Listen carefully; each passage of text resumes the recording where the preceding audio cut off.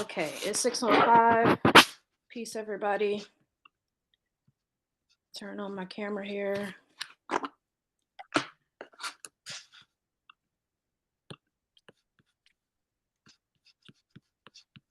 See folks. My name is Gabrielle Knox. I'm here with the Detroit Black Farmer Land Fund. So appreciate having all of you here. All of you willing to help us aid our farmers in this legal and business services program that we're starting here today. It is something that we know farmers need. This is GMAC. Hey, GMAC, how you doing? This is something that we know farmers need. So I'm going to go basically through my presentation, introducing you to Black Farmer Land Fund and this project, and what your role will be in this project and in this process. At the end, if there's any questions, please write them in the chat as we go, and we'll go through those questions in the chat. We're also, unmute yourself and give me your questions. Myself and Shakira are here, but we're going to go through the presentation first. Can everyone hear me? Can I get a confirmation on that? Yes. Yep. Yep. Yep. All right, I'm sharing my screen.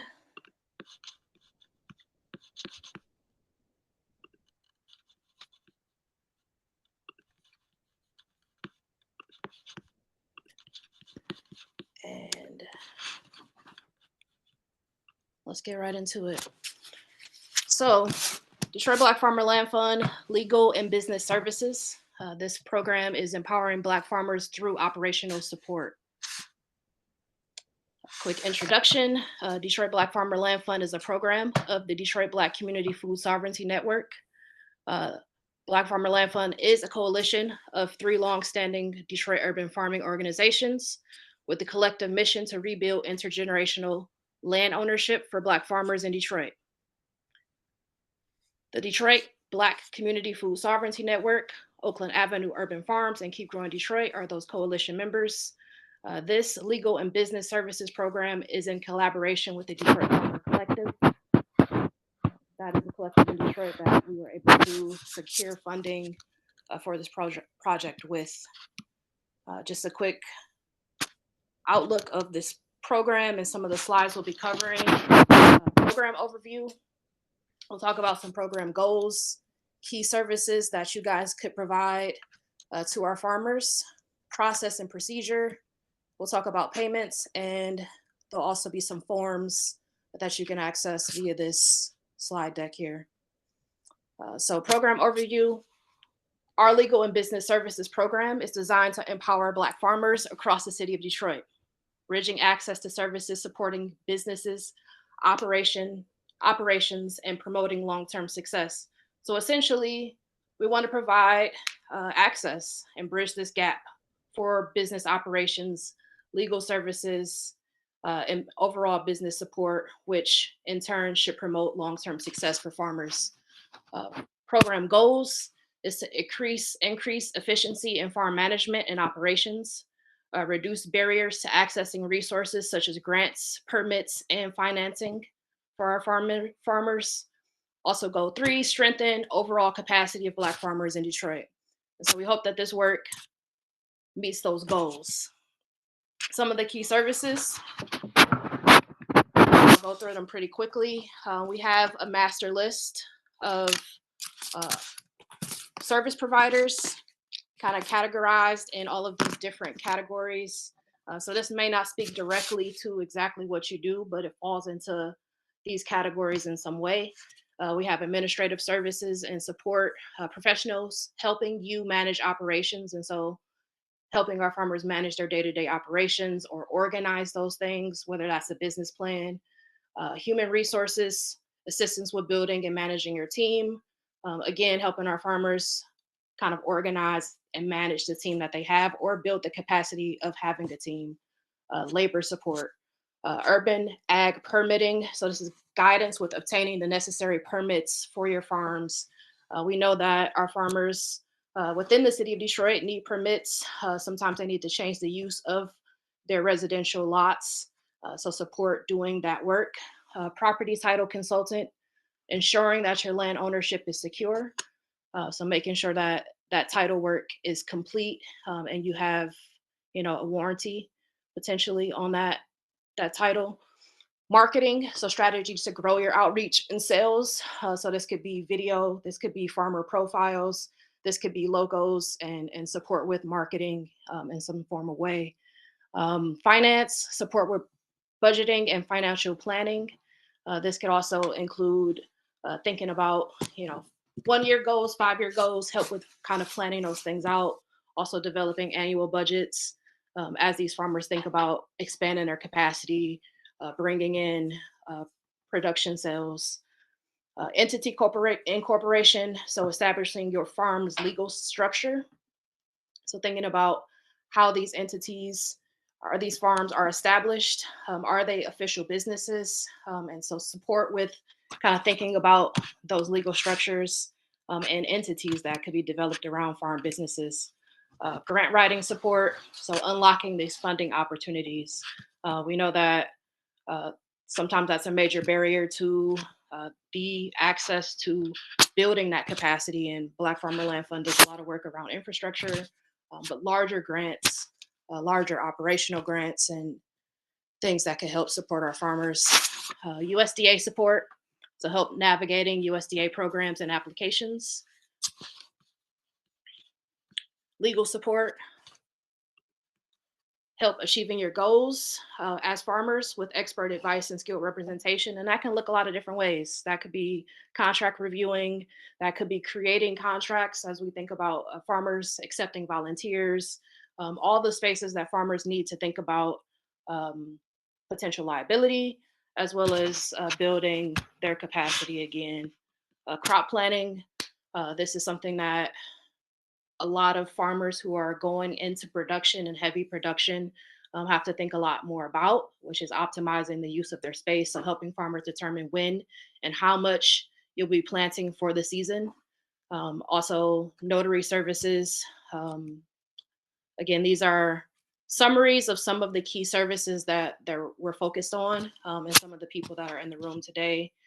Some of your services may come outside of these categories, but these are things that we want to support our farmers with, and we can add as many of those categories that are necessary based on you guys' skills as service providers.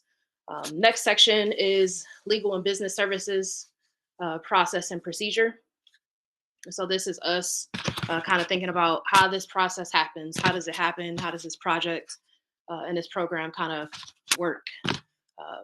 First, we'll talk about application submission. We'll talk about the needs assessment process. We'll talk about service allocation, and finally, implementation and follow-up.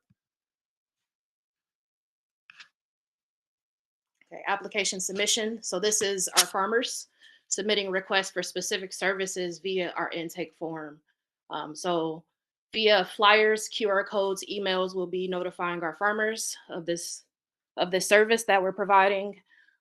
They will be filling out this form, and you can see, for example, we're asking them exactly what services they need. And so they will categorize themselves and their needs. Essentially, we also ask for more details about the situation and kind of get an idea of what their case is prior to being paired with a service provider. Service providers also, we're asking that you complete an intake form. This intake form will essentially do a similar thing, but allow us to understand exactly what specific expertise you are willing to provide for our farmers. It'll also ask you about your payment preferences in terms of your payment schedule, your payment method. And so the service provider intake is something that we're looking for both for you guys to fill out, but we're also looking for our farmers to submit that request form as well, so that we can see and kind of begin to pair you guys. Um, the next step would be the needs assessment. Detroit Black Farmer Land Fund will review applications and begin contacting farmers and pairing them with service providers. Again, this is based on service providers.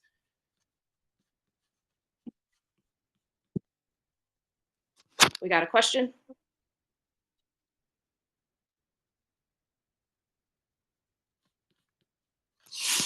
Okay, I'm gonna keep going.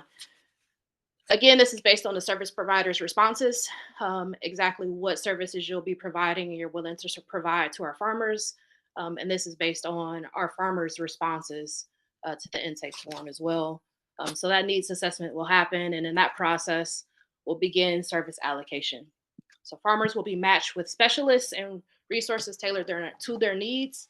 And the goal, again, is to look at that needs assessment and that intake form and pair that with the service providers.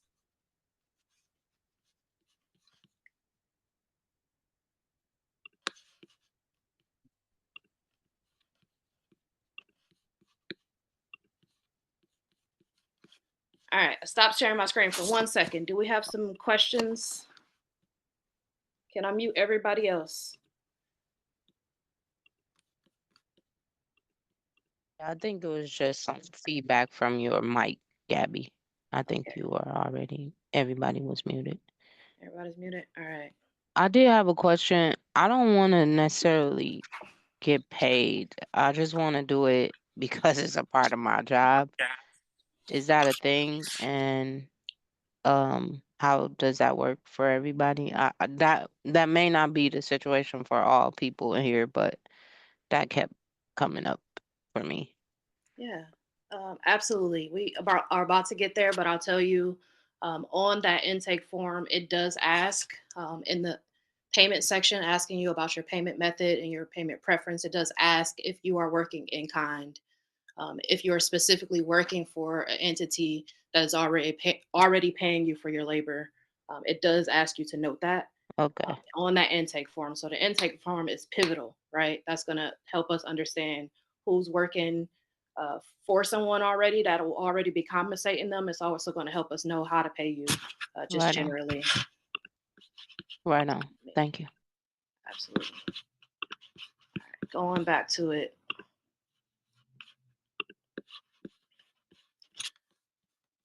So service allocation, again, this is us matching that farmer with potential service providers. The farmer will receive an email list of potential service providers once the intake form is reviewed and the needs assessment is made. Finally, implementation and follow up. Implementation and follow up is ongoing support that will be provided to ensure successful implementation. So I'm going to be checking in. I'm going to be checking in. I'll know which farmer I paired with which service provider. I'm going to ask for a timeline. I'm going to ask for, that initial invoice based on how you decided to be paid. And I'm going to be the one at the end following up with both you, the farmer, and the service provider to pay and make sure that that work was done and complete. So periodic check-ins to track progress with the follow-up survey at the end.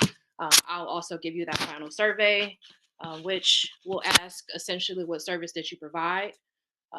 It'll ask you, to basically give your experience, give us feedback on the program, as well as upload your final invoice. Um, get into payment.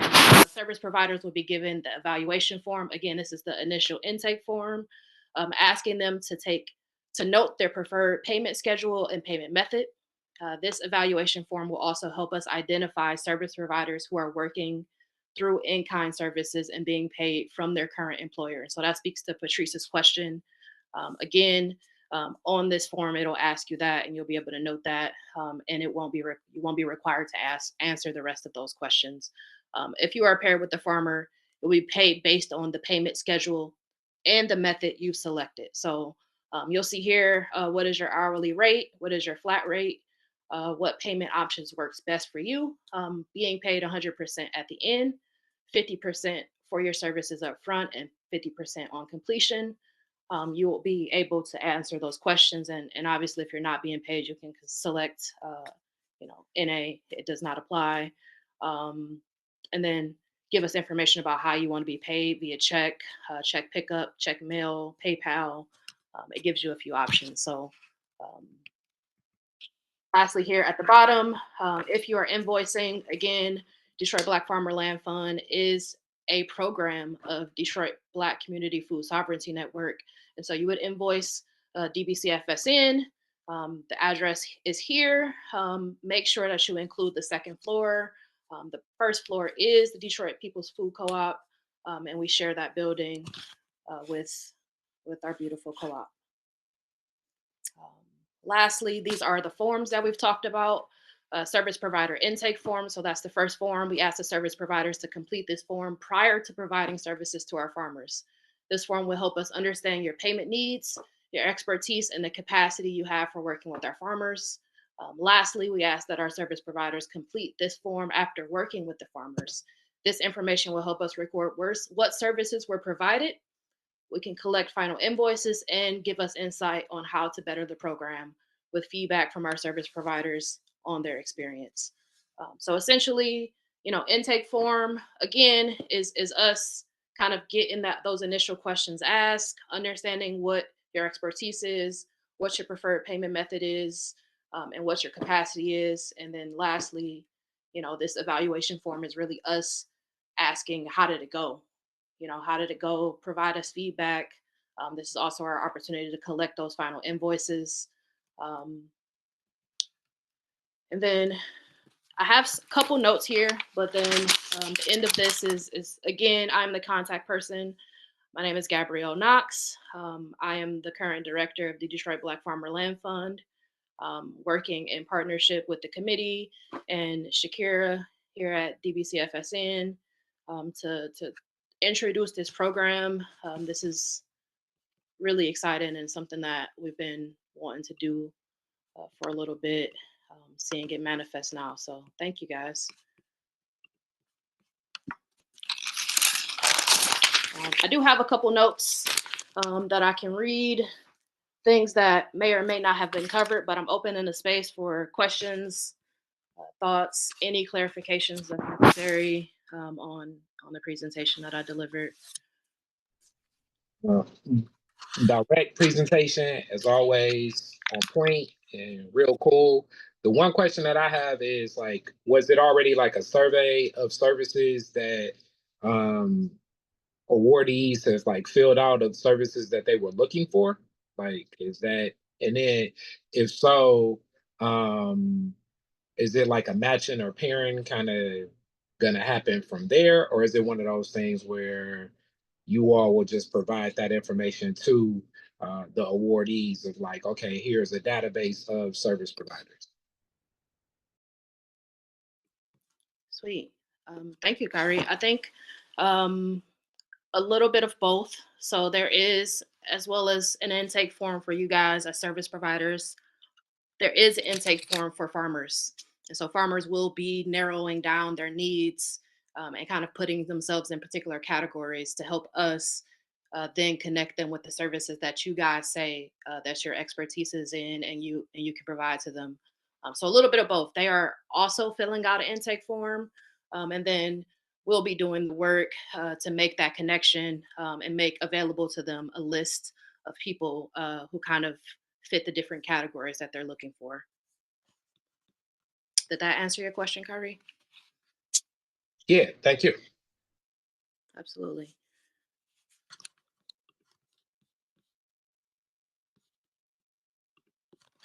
Any more questions? We got some chat things. Looks like a smooth, straightforward process. We hope so. That's what we're looking for. Lots and lots of conversation and actually collecting the funding to see this thing happen. So really excited. And again, thank y'all for being here.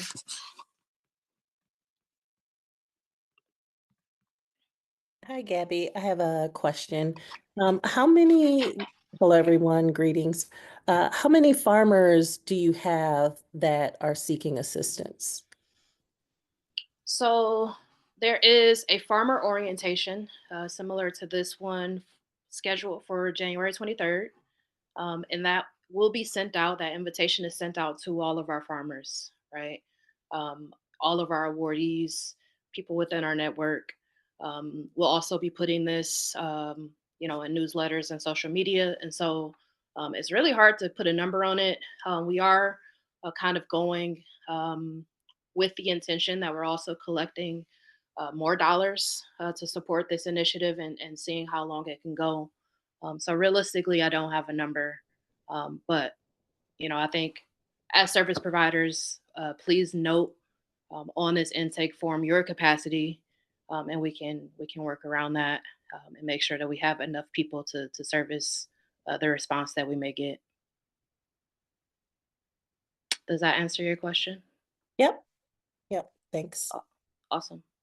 I have a question piggybacking off of that. This is Craig Owens. Excuse me. Um, will you be putting together a list of the providers that you have by service category? And I ask that question because I'm an accountant, but I live in Kalamazoo, so I'm here just in case you don't have enough local providers, and I can be an overflow. But it'd be nice to see if you have a list of how many you have, and you may not need me at all, or you might say, hey, we only have one other accountant, so we may need your help. So just something to think about. Sweet. Thank you, Craig.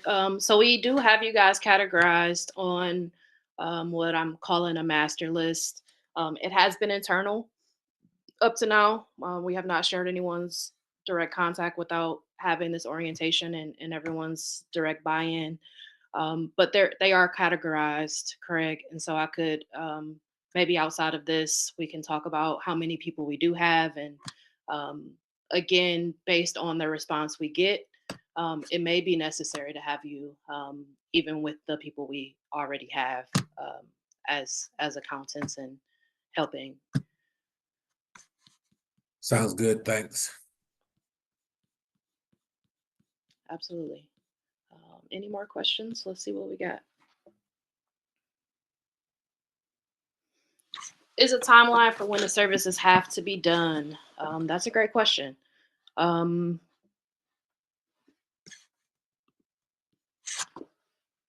want to say realistic. I also want to tap into potentially Shakira at this particular question and to hear what you think about this.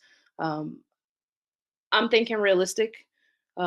Depending on the service, it may be a financial situation that may take longer.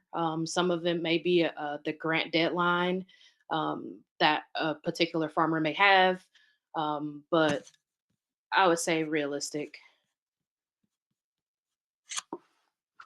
Shakira, you got a thought about that in terms of service timeline?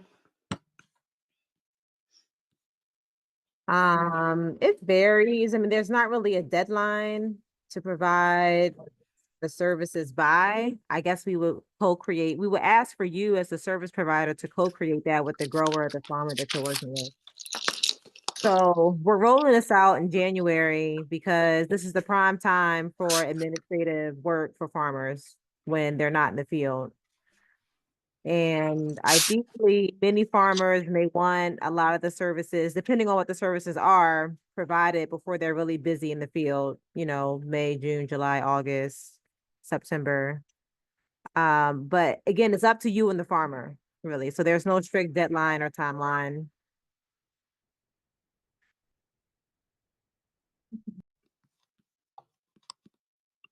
Yeah, I would say as well, just to add to that I will be following up and keeping me updated would be great in that process. If there's a particular scope of work that is suggested and maybe that scope extends, or maybe that timeline that you anticipated, you and the farmer came up with, does it no longer work? I do want to be updated at the least. But again, there's no actual deadline. We do want to see these things come to a close, obviously, and these farmers receive these services. Yeah, Will the thank you. notes and slides be provided after this meeting? Yes. So I am recording this meeting.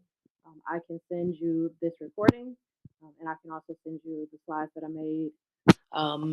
So I'm going to read some of the notes that I have right now, which might kind of wrap up that question. But service providers will receive a follow-up email. So after this meeting, I will email you guys, all of you. And this will include the evaluation form, which again is asking you to kind of detail your capacity, detail your expertise, and communicate your payment schedule and method preference of those things.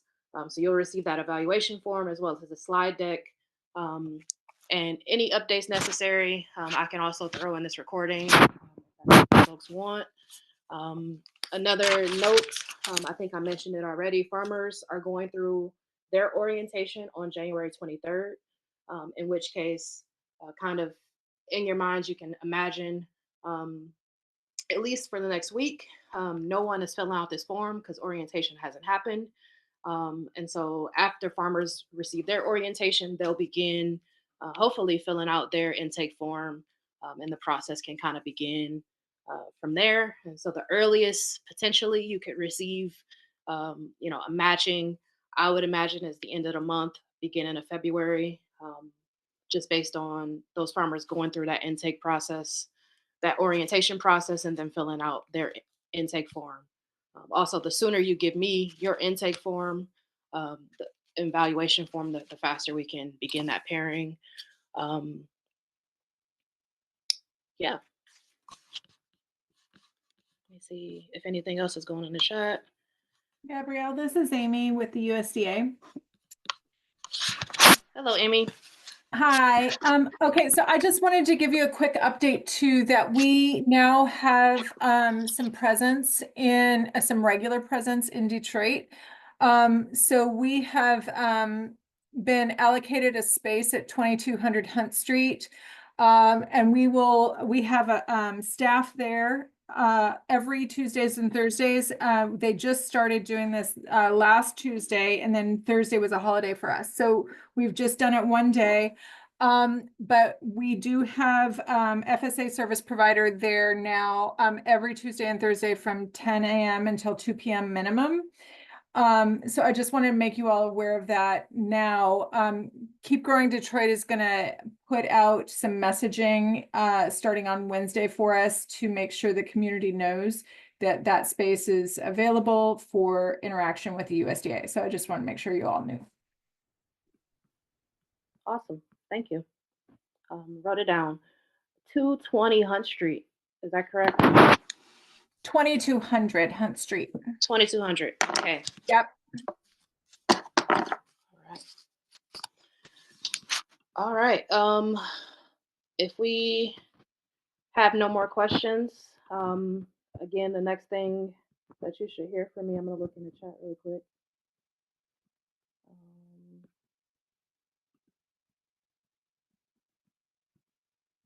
No. The next thing that you should hear from me by the end of the week is an email. Again, this will include the evaluation form that I really want all of you to fill out. And it would also include the slide deck that you just seen, which has all of the links, all of the information. It also has my contact on it. So that is the next step. From there, I'll contact you in the parent stage, one introducing you to a farmer. It's gonna be your choice at the end of the day. Yeah.